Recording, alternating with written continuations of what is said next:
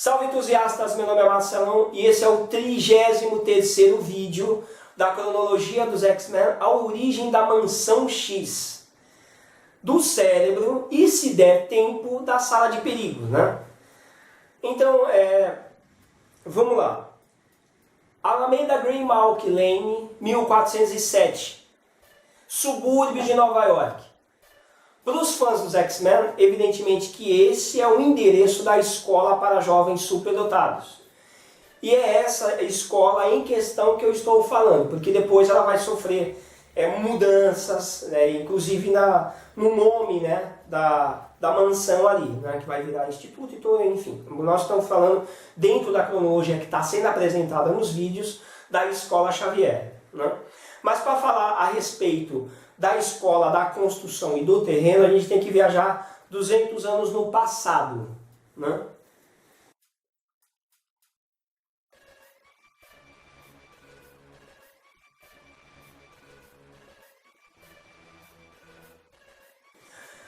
A enorme área verde que circundava o lago Greystone foi colonizada em 1698 por Charles Greenmalkin e sua esposa Marcia Greenmalkin.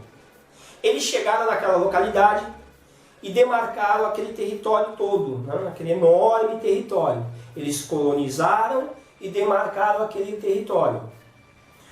Com o passar do tempo, nas proximidades, a civilização aflorou, né? Apareceram outras casas, não dentro daquele terreno que eles demarcaram, mais próximo. Apareceu várias outras pessoas que colonizaram também, né? As pessoas que chegavam, iam se apoderando das terras e tudo mais. Naquele lugar, naquele local foi construído um casarão, né? E com o passar do tempo, o casal teve um filho, né? Uma criança muito bonita que eles deram o nome de Jonas Greenmalkin.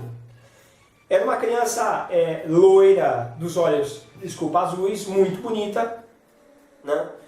E ele foi crescendo ali, né, naquele ambiente. Quando ele chegou na adolescência, o Jonas descobriu que era gay, né? Ele descobriu que era homossexual. Mas ele escondeu esse fato dos pais, porque o pai dele era um cara religioso, severo, ignorante e violento, né?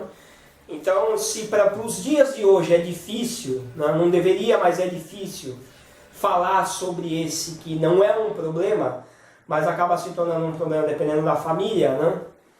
Imagina 200 anos atrás, né? O que aconteceu? Ele escondeu do pai, desse pai ignorante e agressivo, só que a natureza, né? Logicamente, o menino é adolescente, ele quer ter alguém, ele conhece um outro rapaz e eles passam a namorar, né? Só que assim, o destino acaba criando um problema que se tornaria histórico ali na localidade, né? Viraria uma história negativa, uma história ruim, né? O pai do Jonas, né, o Charles, acaba flagrando o filho tendo relações íntimas com esse garoto, né?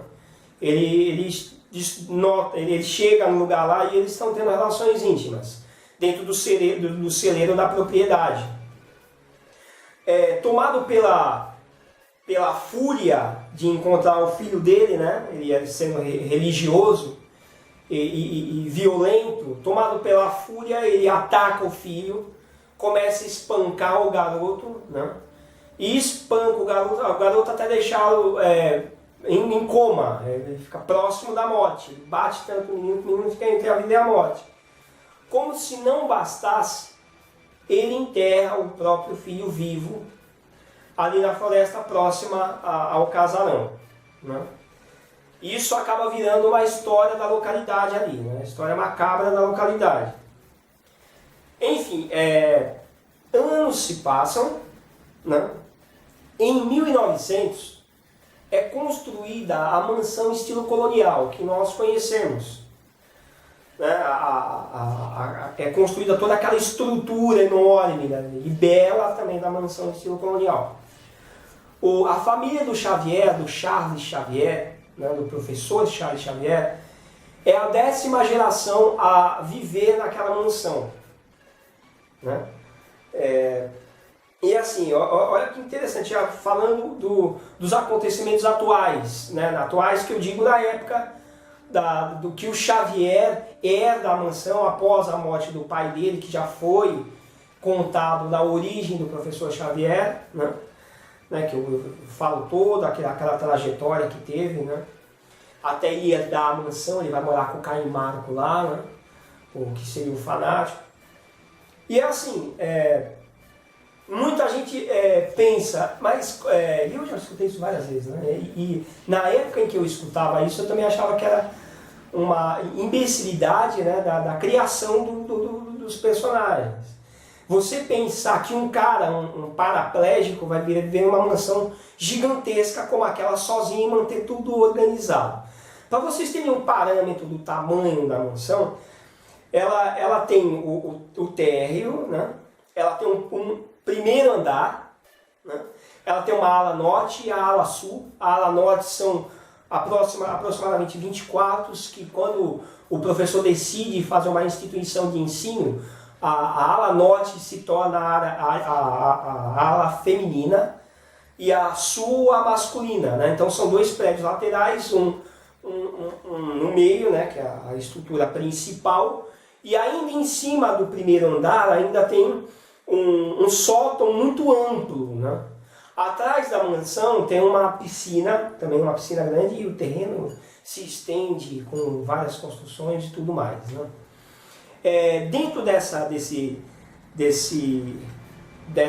terreno também tem torres de comunicação, né? O lugar é muito grande, inclusive também tem, né, como é muito antigo aquele lugar, tem umas lápides ali, né, que são lápides de culturas antigas, né, que são os nagarai, né, que tem dentro do terreno, né, coisa que eu vou falar mais para frente.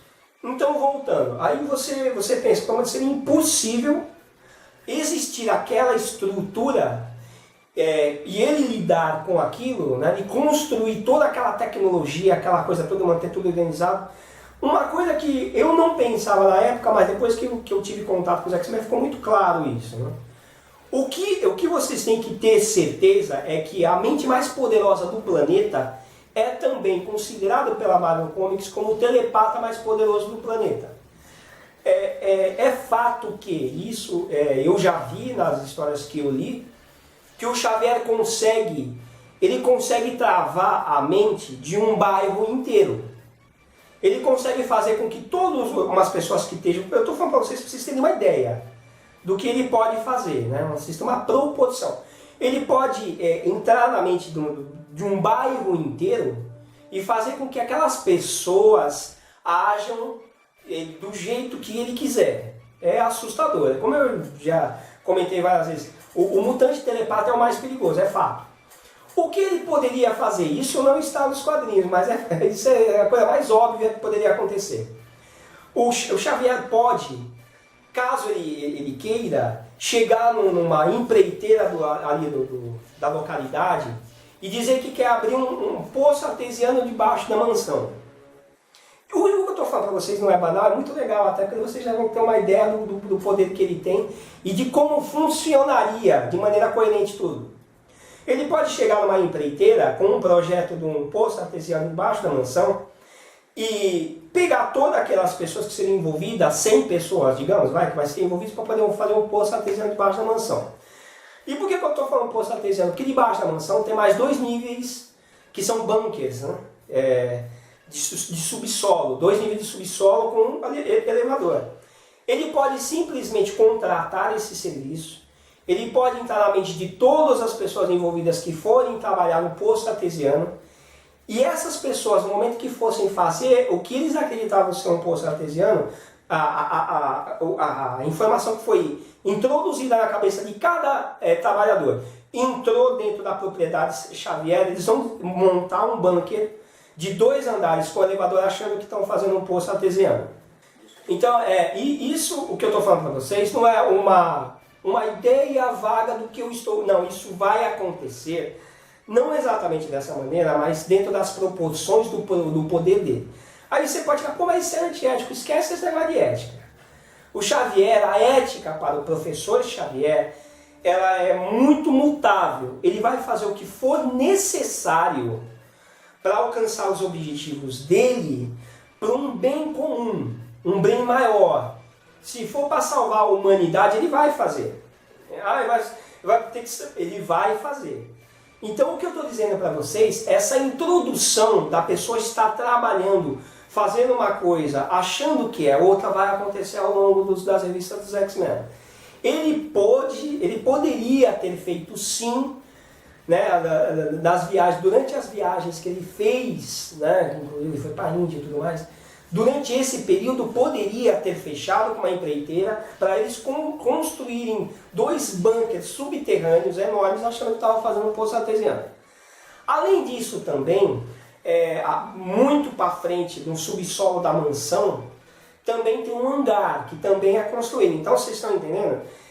Pô, mas foram os X-Men que fizeram aquilo? Não, não foram os X-Men que fizeram aquilo.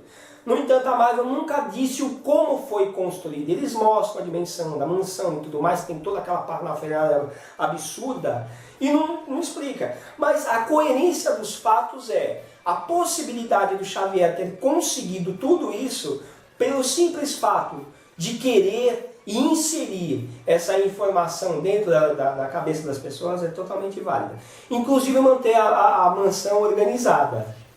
Ele pode contratar um serviço de diaristas, né? E elas simplesmente podem entrar no terreno da mansão, fazer toda a limpeza e manutenção do terreno sem ver nada, sem notar nada de estranho.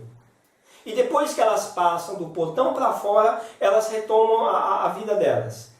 Isso é muito legal, mas você só vai saber que isso é possível lendo os X-Men, lendo todas as revistas dos X-Men.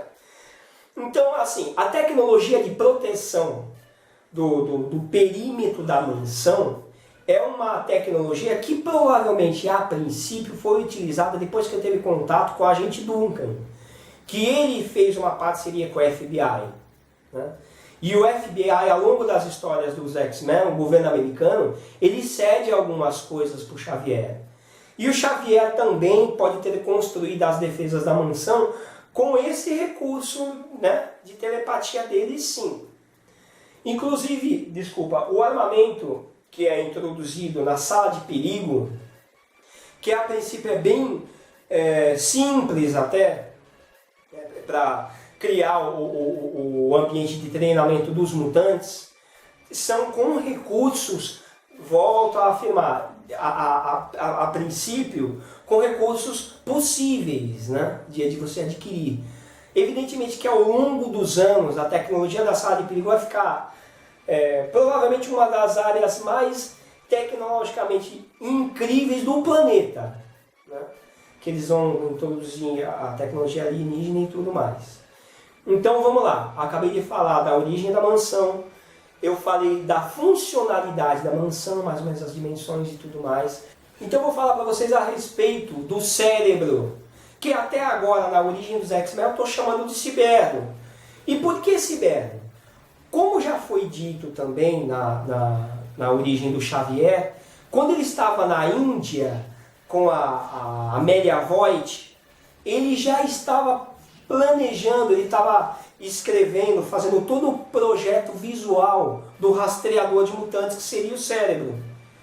Antes de construir, concretizar o cérebro das dimensões que ele havia criado, determinado, ele criou o ciberno. O ciberno era um rastreador de mutantes com a metade da capacidade do cérebro, né? Ele apareceu várias vezes nas primeiras revistas dos X-Men, da licença poética, né, coisa, como um sensor, um alarme que acusava o surgimento de mutantes do mal, ou mutantes quaisquer que sejam, né, dentro do território americano. O Ciberno era um rastreador que gritava praticamente, ele fazia uma live na mesa, uma coisa, né, e aí o Jackson, onde ele estivesse, ele tinha que voltar, vinha, o Xavier chamava, todo mundo assustado com aquele inferno, daquele live gritando, suando, um barulho infernal, que saía da mesa do Xavier. Numa sala ao lado da mesa, ou no mesmo ambiente algumas vezes, aparecia uma tela, né, que mostrava a proximidade, a localização próxima do mutante em questão, né? Isso durou algumas revistas, né, que eu estava narrando para vocês ao longo desses vídeos que foram feitos. Depois de alguns anos, que os X-Men já estavam em treinamento, já haviam enfrentado alguns super vilões, quando o Cíclope está com 17 anos, é que o Xavier vai levar ele para conhecer a estrutura finalizada do rastreador, né? O rastreador de mutantes que ele já apresentaria para o Cíclope como o cérebro, né? Fala, você, isso aqui é o cérebro, né? E você, eu estou mostrando o cérebro para você com o objetivo de deixar claro que você vai me substituir. E que esse é um recurso que eu quero que você tenha acesso, né, que é muito importante. E o Xavier deixa claro para o primeiro X-Men, para o seu primeiro aluno, de que o objetivo é que o Cíclope, o Scott Summers, ele dê continuidade ao trabalho do Xavier, né, como substituto dele, né? Então ele vai ser apresentado como cérebro para o Scott quando o Xavier levar ele para conhecer o equipamento quando o Scott está com 17 anos. Ok, falei do cérebro dentro da mansão. Então vamos lá, falar sobre a sala de perigo, que é uma das partes mais extraordinárias da criação dos X-Men. Isso aí é citado em tudo quanto é lugar, né, em outros filmes, né, de ficção científica e tudo mais, né.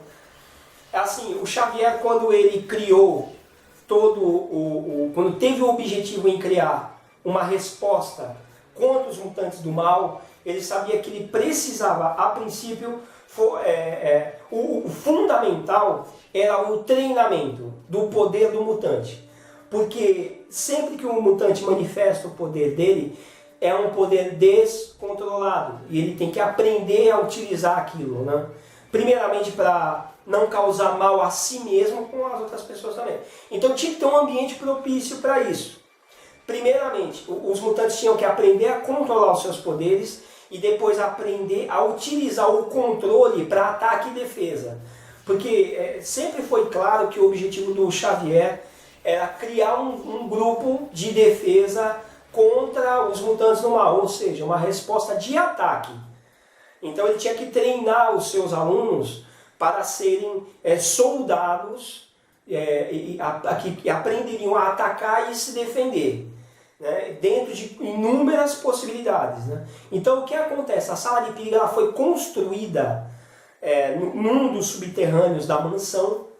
Ela tem uma área ampla, né, de aproximadamente 30 metros quadrados, ela tem uns 30 metros quadrados, com uns 10, 15 metros de altura, uma cabine de observação pela qual o professor ou o professor qualquer que esteja executando o treinamento com alunos tem uma visão periférica total da sala e consiga avaliar o desempenho dos seus alunos ali. A princípio, o ambiente ele possuía uma tecnologia funcional muito boa e impressionante, que criava situações de risco, de perigo, tendo níveis de dificuldade, né?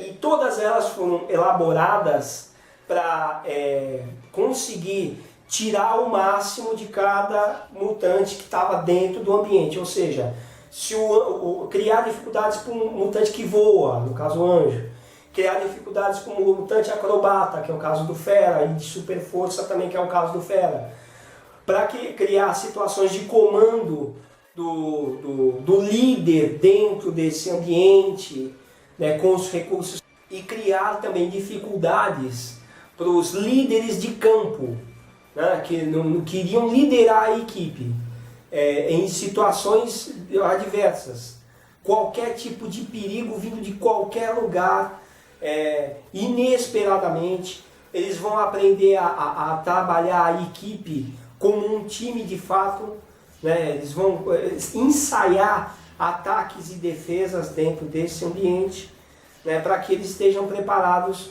para enfrentar qualquer inimigo em qualquer lugar e em qualquer ambiente. Então, o objetivo principal da sala de perigo é criar dificuldades, criar perigos, né? Para que os alunos, os alunos possam se sair vitoriosos de qualquer confronto, né? Enfrentando qualquer inimigo em qualquer lugar. Então, a premissa, o objetivo principal da sala de perigo, primeiramente, ensinar os mutantes a utilizar os seus poderes. Depois de aprender a utilizar, aprimorar o uso dos seus poderes, para que eles possam se familiarizar e utilizá-los da maneira que eles quiserem, quando e como precisarem, né? Então, bom, eu acredito que tenha sido só isso, né? Porque assim, tem muito mais a falar a respeito de uma estrutura tecnológica da mansão, do cérebro e da sala de perigo. Porém, a princípio é o que vocês precisam saber, tá? Dessa estrutura aí. Então é isso, eu espero que vocês tenham gostado. Dá um like pra gente, que é extremamente importante, né? Vamos agora começar a entrar nos confrontos, vocês vão entender a funcionalidade dos poderes dos inimigos dos X-Men em ação, né? Não deixem de acompanhar o nosso canal, assistam todos os vídeos, né? A gente faz com carinho para vocês, com muita dedicação. Um abraço e até o próximo vídeo.